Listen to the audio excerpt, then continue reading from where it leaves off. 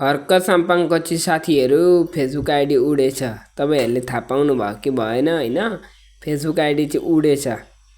अनि नाना भाती के बालेनलाई सटार हान्दै के लेखिरहेको हुन्थ्यो नि त।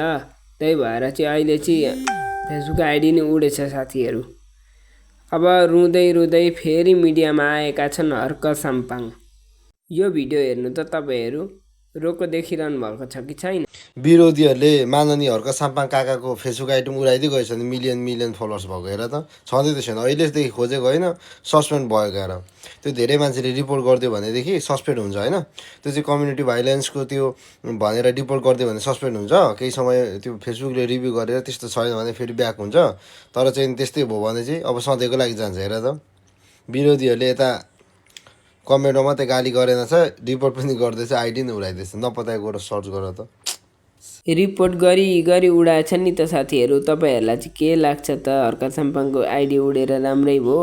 हर्क साम्पाङको आइडी ब्यान्ड भएपछि महाकसम फेसबुक पनि सुनसान घनघोर जङ्गल जस्तो लाग्न थालिसक्यो यार।